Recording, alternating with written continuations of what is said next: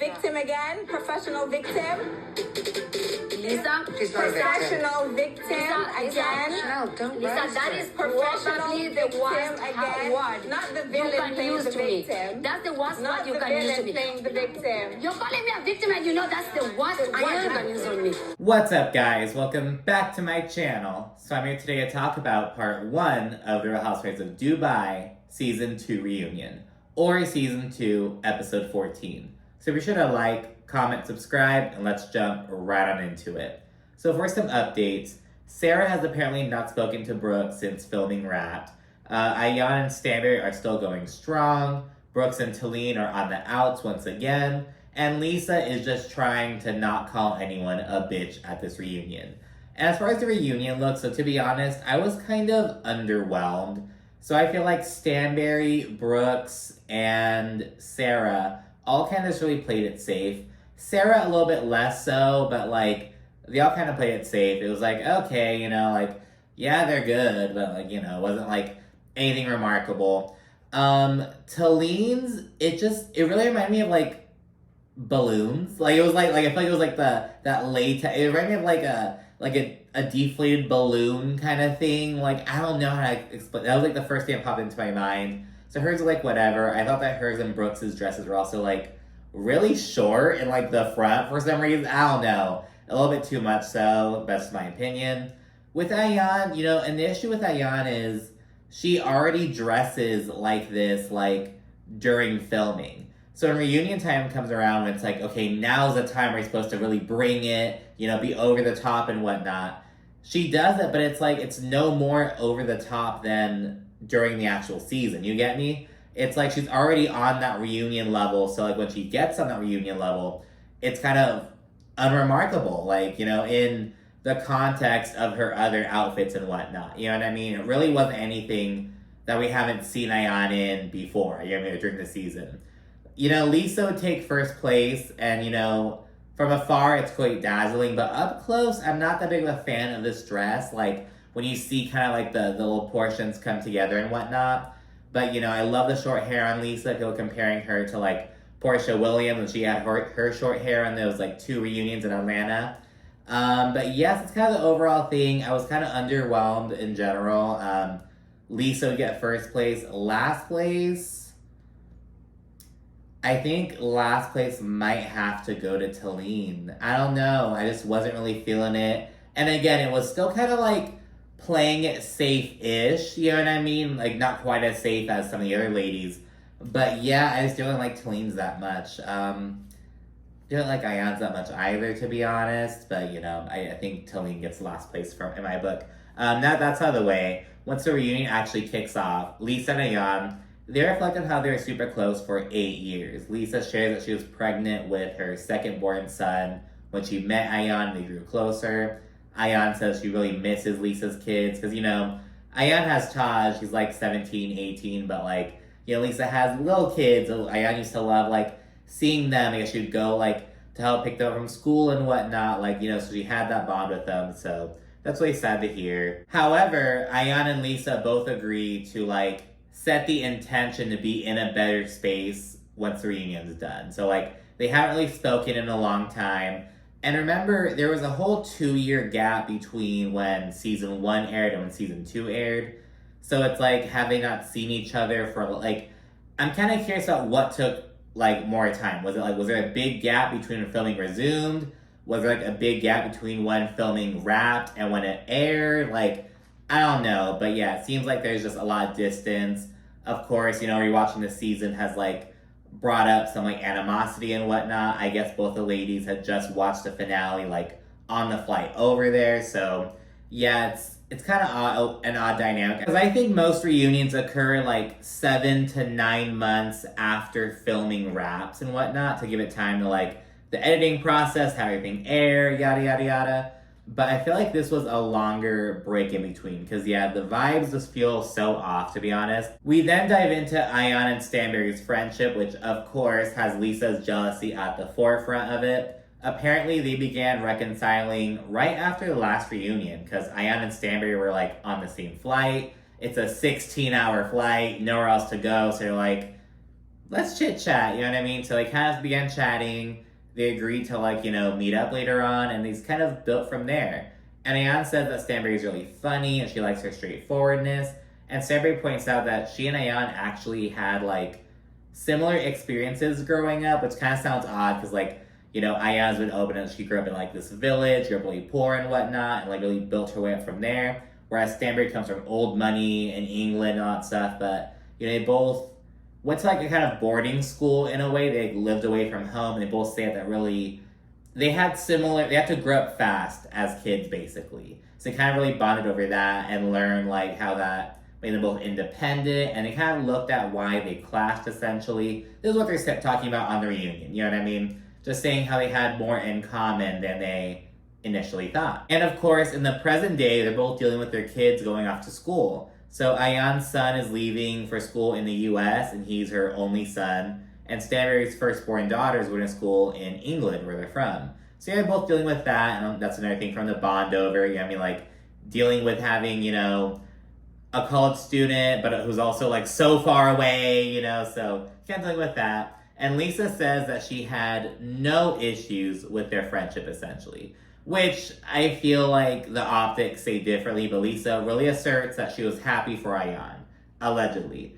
And Lesa also mentions that Ayan was kind of wary of Stanbury at first when they were like starting to kind of reconcile, but they both acknowledge this. They had to kind of like find out what they had in common. I'm sure it was kind of awkward at first, like as it is, you know what I mean? I feel like it's not a bad thing to acknowledge. And yeah, so he acknowledged like, yeah, that did happen at the very beginning, but you know, we got to a better place. And Ayan accuses Lesa of trying to like make her look bad with Stanbury, trying to like attack their friendship now, trying to make Ayan look like she's like, oh, I'm untrusting of Stanbury, blah, blah, blah. And Lesa responds by saying Ayan is playing the victim. And Ayan is instantly like, Lesa, like she has this reaction, and she tells Lesa she knows that's the worst word to call her. And Lesa responds by saying this like 4, 5 more times. Professional victim, not the villain playing the victim, you're professional victim, over and over again, when we're clearly seeing Ayan have an issue with it. And fast forwarding a little bit later, Ayan notes that like she's like triggered by this word because when people say, oh, you're a victim of FGM, she's like, no, I'm a survivor, like I'm here to fight for other young girls, and like it's really triggering for her basically. And Lesa, as her friend, knows that. And Lesa's like, no, I didn't mean it in that context, but it's like, use a different word then, you know what I mean? Like, I don't know, so I'm with Ayan on that one, you know what I mean? And it's...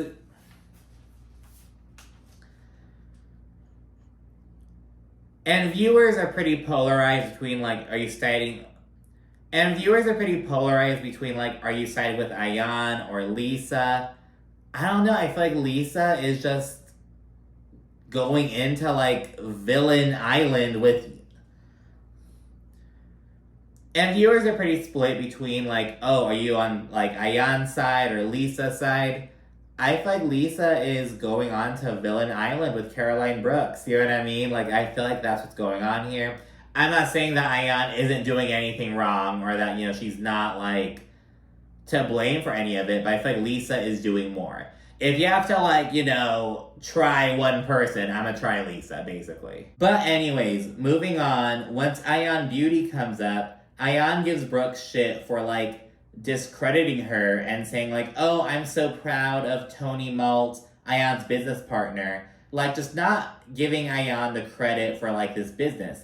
She made a very, you know, intentional point of only praising Tony. You know what I mean? She intentionally left Ayan out of it in confessional. She was being shady. This bothered Ayan, but Brooks is like, oh, it's not a big deal. I just really love Tony. Like, just trying to fucking excuse it, like, okay, girl, whatever. Moving on to the conversation on FGM, female genital mutilation, or female circumcision, Ayan notes that she was in a really dark depression after she talked about last season. And she initially kind of regretted it because, like, she's getting all kinds of backlash because it's very taboo, something not to really talk about. And so, yeah, she had to kind of, like, move past all that and, like, try to stay focused on the mission of, like, no, I'm trying to save these young girls. I'm trying to, like, raise awareness about how awful this practice is and how it shouldn't be allowed. And, like, I believe it's outlawed in a lot of various countries, but still occurs, like, on the low. It's one of those kind of things. And yeah, she notes that, and then of course she talks about how when people call her a victim, she like dislikes that, she hates that word. And Lisa responds, says she's like, oh, I didn't mean it in this respect, I meant in our situation, you're playing the victim. But Ayan says, no, Lisa, as my friend, you know what that word does to me. So it's this whole thing. But yeah, Lisa just doubles down on it. You know, she's like, I said what I said, you're playing the victim in our situation. Not regarding the FGM stuff, but to Ayan, it's like you're using that word still. You're still like, so yeah, it's just that. And I think Lisa knows what she's doing. I think she's doing this intentionally. It's then time to discuss Caroline versus Caroline, which of course started off with Talin's vagina, which is so odd and was just such a fucking non-issue essentially. And Brooke says that she was so upset about the vagina comment because she saw Talin break down crying hysterically about it. And we see a clip of Talin getting emotional about, you know, like, oh, I feel like a bad wife because, you know, Stanbury's husband is saying he saw my vagina, it makes me feel bad. And she was getting emotional, she was crying. But Brooks was like, oh, she was on the floor and I was there consoling her, picking her up, this whole fucking thing. And according to Brooks, that's why she was like so upset about the comment. But I think that scene on the balcony occurred like 2 or 3 episodes in. Like it was already an issue at that point.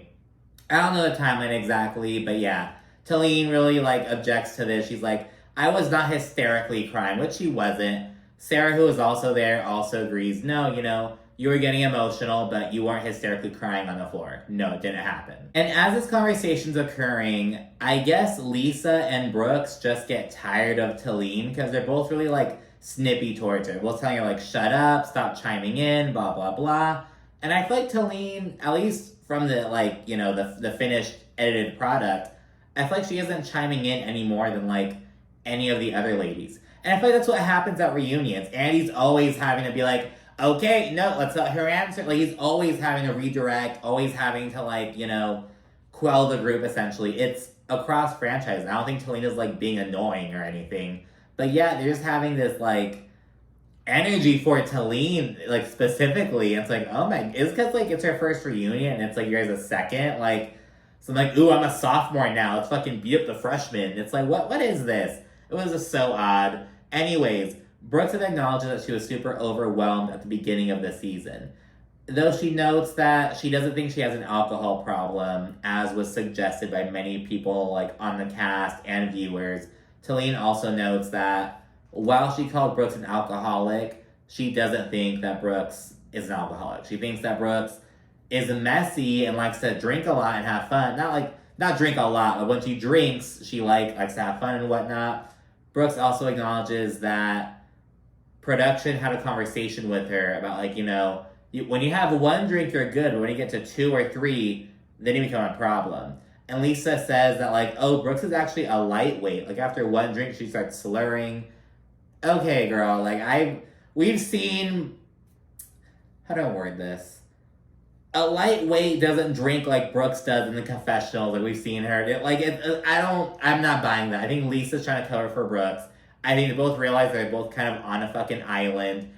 Even Sarah, who's on the couch with them, she eventually kind of she doesn't turn on them, but she calls them out on their bullshit later on. So they really only have each other, 2 villains leaning on each other. And Sarah isn't really like a villain, but I think she just has like this not shadiness, but like, I think a lot of people don't trust Sarah. They think there's something phony, a phoniness about it, basically. Not really a villain, not like that, but like just kind of phoniness, basically. So, I don't know, but yeah, Lisa and Brooks are really like having each other's back in this reunion. And while discussing Brooks, we talk about her healing journey next. We learn that she did not go to more than 1 session, and she actually asked for a refund. And it was like, oh my god, and earlier in this episode, Brooks was trying to shame Talin for being like, oh, she always returns all her fashion, she returns everything.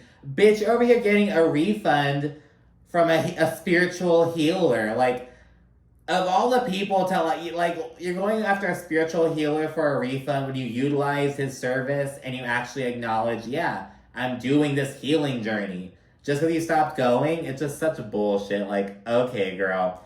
Andy then asked a viewer question regarding Brooke saying that Stanbury is being taken care of by Michael. That Michael, like, pays her bills, and Michael's her best friend who she and Sergio were living with, by the way. And I think he's gay. And I point out his sexuality because it's like, they're saying that he's her sugar daddy, but like, he isn't gonna be getting any sugar from her. Like, is he getting it from Sergio? Like, I don't get what the, like, what would this even look like? You know what I mean? Like, but anyways, Stanbury and Ayan explain that essentially, according to Michael, he was drinking, which, you know, Ayan said back when it first came out.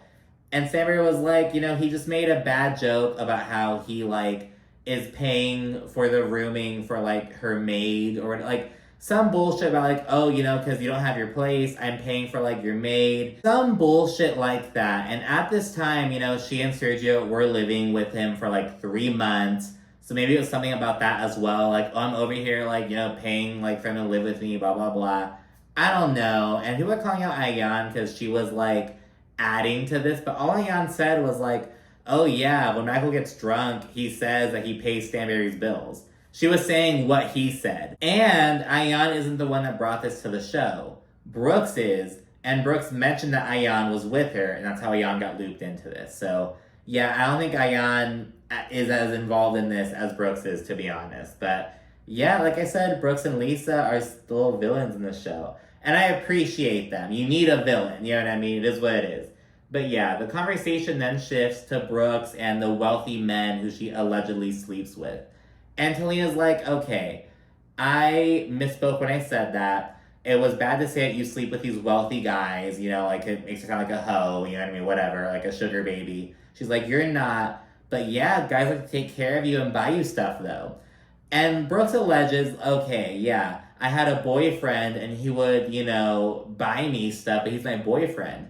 But then they bring up that Brooks was like talking to some dude who she referred to as Shrek. And Lesa claims that that dude like never bought her anything. She never had sex with him, all that stuff. But it's like, you're FaceTiming him with your friends on vacation. Like, I don't know. That makes it seem like there's there's something there. You know what I mean? But yeah, there's a whole conversation about that. And here comes Lesa. She chimes in like, oh, that's not cool for you guys to say about Brooks. Like, blah, blah, blah. Just really like standing up for her fellow villain. And then Sarah, further on the couch, she's like, look, I love you guys, but I have to call out bullshit. And Sarah accuses Lesa of saying the exact same thing about Brooks. Basically, like, you know, you're over here acting all high and mighty, but like you said the same shit. And Ayan backs this up. Talene then says that both Lesa and Brooks have said such awful things about each other, and she feels sorry for Lesa. And it's like, oh my goodness. Then, of course, we get a Talene segment which highlights her entry into the show, and of course, her drama with Brooks. And Talene says that Brooks wanted her to come onto the show, guns blazing, basically like ready to go to war for Brooks against everyone except Sarah. And there's this whole fucking thing, though Brooks denies this, and she knows that she like didn't prepare Talene at all, which I kind of call bullshit on. Based on what we've seen of Brooks and Talene on the show, like, Brooks did seem like she had the expectation. I think viewers had the expectation, so they were all, like, upset with Talene at first, because they're like, oh, Talene, you're switching up on Brooks. But, like, I think Brooks wanted Talene to be her soldier.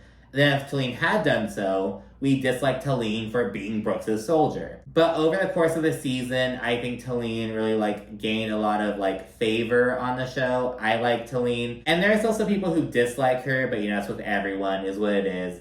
Anyways, there's a conversation about Brooks claiming that Talene begged to be on the show. Of course, Talene denies this, and it's like, well, never. It's just some she said bullshit at this point.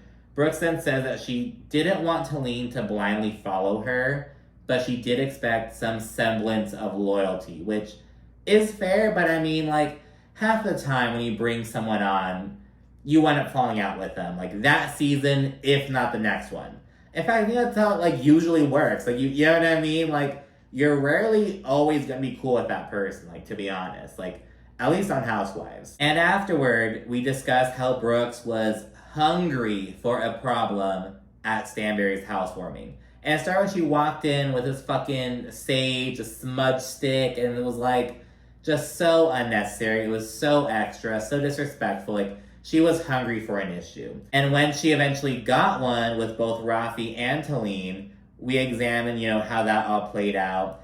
And we learned that, again, Brooks and Rafi were friends first. Like, they were friends before she met Talene. Apparently, Brooks, will text Rafi. She, invited him without Talene to her birthday party. It was this whole thing. They're friends. And so Stanbury says that because of that, he has every right to, get involved like that and, check Brooks, essentially. And Lesa, of course, she's like, oh, so it's right for him to jump in and threaten a woman? And, he wasn't threatening her. It wasn't this big old deal. And it was a very intense moment. I think Rafi could have done more to de-escalate that situation. Lesa and Sarah were right there, but they weren't really, doing anything to, try to control Brooks or anything. I don't know, but Talene was very upset about it. I'm not that mad at Rafi for doing what he did. I don't agree with it, but, I understand it. You get me? I don't think he, especially considering how, he and Brooks are close, it kind of felt like a brother checking his sister type shit. I don't think he was, gonna fucking run up on Brooks or anything, but it was a very intense moment. I will say that. Brooks then says that she's never gotten into it with Rafi like that, though Talene denies this, and she says that they got into it off camera. Talene accuses Brooks of, spatting in his face and shit, his whole fucking thing. So yeah, but again, it's off camera, who knows? And that's where the reunion ends off, basically. So yeah, let me know what you think down in the comment section. Of course, be sure to like and subscribe, and stay tuned for more. Thank you for watching. Bye.